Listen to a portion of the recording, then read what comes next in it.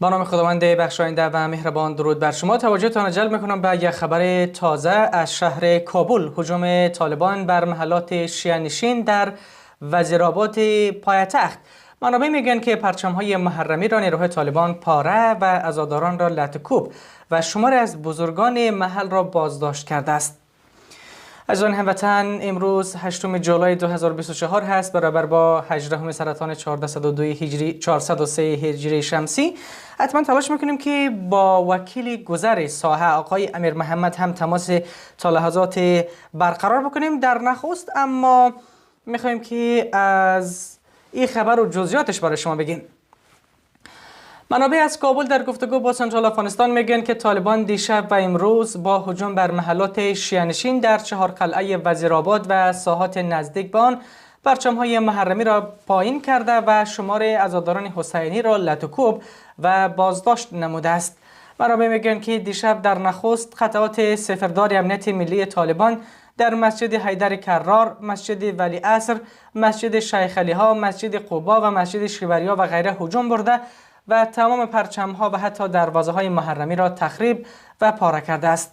منابع میگن با وجودی که توله دوم حوزه دهمی طالبان گفته بود که نصب پرچم در ساحات مربوط به مسجد مانع از طرف ما نیست، ولی طالبان دیشب و امروز دست به این اقدام زده است.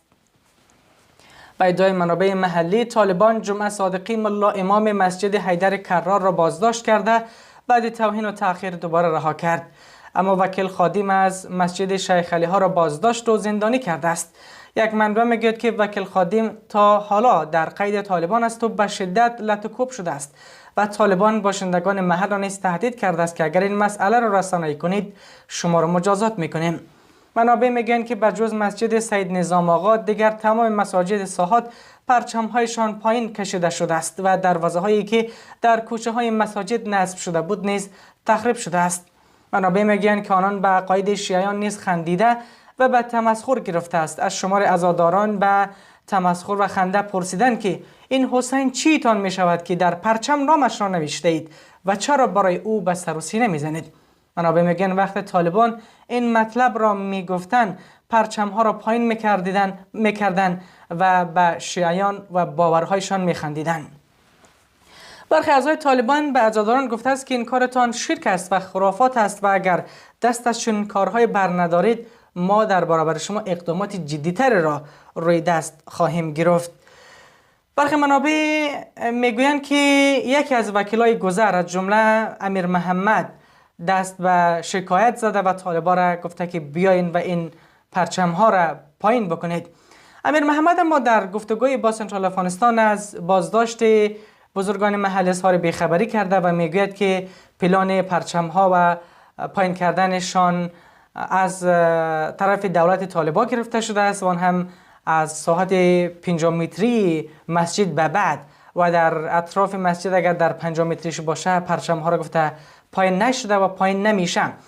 و او همچنان گفته است که ادعایی را که مردم میکنن مبنی بر که من در این قضایا دست دارم حقیقت نداره، بلکه من به عنوان وکیل گذر با نیروهای طالبان در ساحه رفته بودم. خود بود که من صحبت‌های آقای امیر محمد برای شما دوستان گرامی پخش بکنم، چون ادعا سر اونها هم شدن و اونها حداقل برشان فرصت دادیم و ما که دیدگاه خودشان هم بگیریم که اونا چی میگه، چون مردم شکایت داره که آقای امیر محمد در این قضیه دست دارم و ایشان میگه من از این قضایا دوری کردیم و دوری میکنم، فقط به عنوان وکیل گذر با نیروهای طالبان در ساحه رفتیم. سلام جناب وکیل صاحب امیر محمد، خوبین؟ سلام بخیر انشالله. تشکر، سلامت باشین، زنده باشین. من نصیر ماهدی هستم از تلویزیون افغانستان مرکزی تماس گرفتیم. جناب وکیل صاحب امیر محمد، شنیدم که در ساحات شما دیشب و امروز نیروهای امارت آمده پرچم‌های عزاداران شیعه مذهب را پایین کردن. در این مورد شما را در جریان گذاشته بودن یا نه و چی خبر است در منطقه؟ در منطقه خودم گفت داغی کدام چیزی نیست، تنها از طریق امارت اسلامی اما موضوعاتی را که آقای صادقی در مسجد جامع حیدر کرار در اینجا چی است مسئول است کمیسیون اونا چیزی را توصیه کردن از طریق امارت اسلامی که دروازه و چیزی که ساخته نشد اما هر چیزی را 50 متری تکایا نفسه اون یک موضوع است که خودم گفت دیگه تازه نیست. جناب وکیل صاحب، ما با مردم صحبت داشتیم تا از خود مسجد آمده پایین کرده و ادعا می‌شدن که شما هم با اونا بودین و در ساحه آمده بودین. چی رقم؟ میگن که حتی پرچم ها را از همون خود مسجد ها پایین کرده. شما گفتین که از ساحه 5 متری به دور پایین کرده، ولی اونا گفتن از خود مسجد ها پایین کرده، هم تا دروازه که سری هر کوچه بوده اونا را هم تخریب کرده.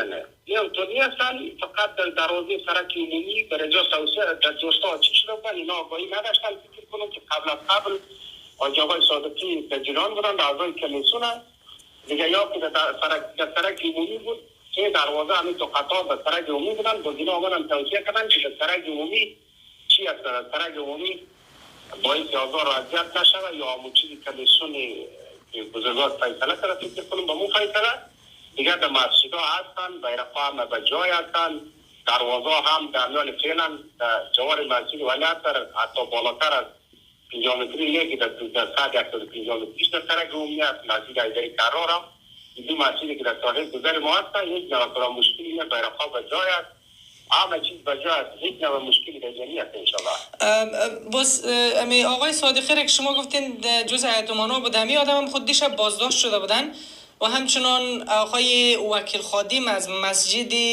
شیخ علی ها هم که بازداشت شده، هنوز رها نشده، هرچند که آقای صادقی آزاد شده ولی وکیل خادم هم لازم در زندان است. ما شنیدیم که به شدت شکنجه هم شده.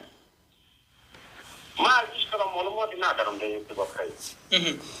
خاطر اونا در گذر مالی هست، در گذر مالی هست، ما طرف مسجد ولیعت هست، این روز دیشب در مسجد ولیعت هست بودیم، ما هم در ساحه هستیم، از او خیلی کنم آگاهی ندارم.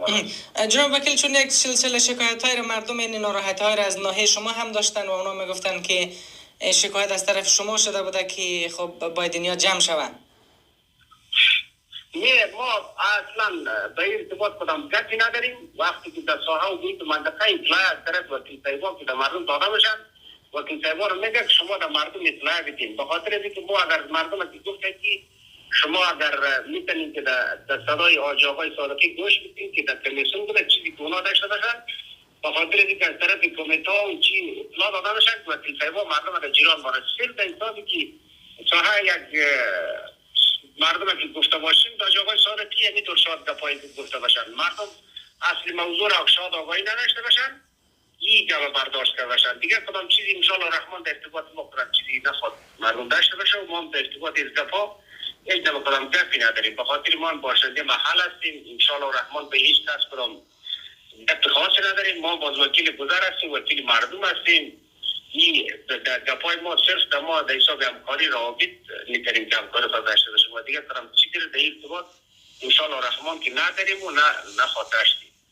سلامت باشین جناب وکیل امیر محمد. که صدای وکیل امیر محمد از وکلای گذر در چهارقلعه چهاردهی وزیرآباد رو میشنیدین که ایشان البته تایید کردن که نیروهای طالبان به ساحه آمده و پرچم‌های محرمی دروازه‌هایی که دورتر از 50 متری مساجد بودن را پاره و یا تخریب کرده است. اما منابع در گفتگو با سنترال افغانستان تاکید داشتن و تاکید دارند که حتی از مساجد، از بالای بام مساجد همینها بنرها و یا لوحه هایی که مردم نصب کرده بودن یا پرچم هایی که نصب کرده بودن و دروازه هایی که نصب کرده بودن را تخریب کرده و پایین کرده و پاره کرده است و به عقاید شیعیان هم تمسخر کرده است و نیروهایی که آمده همه قطعات صفردار طالبان بوده است.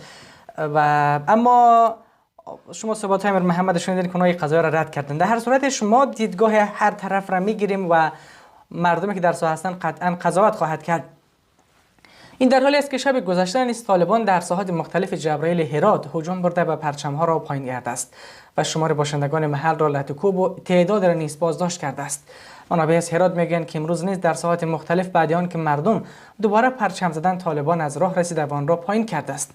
صبح امروز مردم به دفتر شورای علمای هرات میرن، شورای علمای شیعه هرات. البته اونها به مردم اجازه ورود نمیده، بعدش به دفتری که مربوط به امنیت ملی طالبان در ساحه بوده اونجا میره، اونها هم برای مردم اجازه ورود نمیده و تعدادی از بزرگان محل را مگه فقط به نمایندگی از همگی بیایه و شنیدم که اونجا تعدادی از باشندگان محل را امنیت ملی طالبان هم بازداشت کرده است. و ادعای منابع بعد از ظهر امروز هم تعداد زیادی از مردم در ساحات مختلف پرچم‌ها رو دوباره نصب کرده و باید ببینیم که امشب همونا پایین میشه یا نه. ما تلاش های زیاد کردیم که با مقام‌های طالبان جمله سخنگوی والی طالبان در هرات و مسئولان امر به معروفشان صحبت بکنیم، معاون والیشان بارها تماس گرفتیم ولی اونها در این زمینه نخواستند صحبت بکنند. اما ذبیح الله مجاهد سخنگوی طالبان را که دیشب کوتاه و مختصر با آنها گفتگوی داشتیم، ایشان گفتند که ما از قضیه خبر نداریم که در هرات چنین موردی پیش آمده باشه و قطعا ما دستور بررسی میدهیم و اگر افراد اشخاص خواسته باشه پرچم برای پایین کرده باشه ما قطعا اون را پیگیری خواهیم کرد.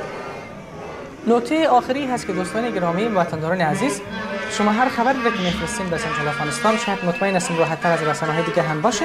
ما قطعا یک کپی از همون نسخه‌ای که ما می‌نویسیم در اختیار تمام رسانه‌های داخلی افغانستان قرار میدیم، به شمول رسانه‌های بیرونی که فضای افغانستان را پوشش میدن. بنابراین شما وقتی که خبر در اینجا میفرستین مطمئن باشین در اکثر رسانه‌های دیگه هم ان شاء الله اونا پوشش داده خواهد شد و ما تلاش می‌کنیم اونجا بفرستیم تا حد توان و فقط کافی است که شما مستندسازی بکنید. در اکثر موارد قضایایی که پیش میآید تا زمانی که ما با منابع متعدد صحبت نکنیم، تا زمانی که از درون طالبان برخی منابعی که داریم ما تایید نکنه یا وکلای گذر به نحو مستقیم یا غیر مستقیم تایید نکنه، نمیتونیم یک خبر رو ما حتما نشر بکنیم. بنابراین برخی دوستا گاهی وقتا میگه که خبر دروغ است یا چرا من خبر ندارم، چرا فامیل من خبر نشده. از این مورد دلتان جمع باشه تا زمانی که ما قضایا رو تماما تعقیب نکردیم که نشر نمیکنیم. حالا مثلا جای ما 9:40 صبح هست، ما این خبر را از 7 بجه صبح تا به حال با 2 نفر از همکارم در ساعات مختلف تماس گرفته و مطمئن شده با منابعی که از وقت میشناختیم صحبت کرده و بعدش نشر کردیم. از توجه و همراهیتان جهان سپاس. تا درود دیگر، بدرود.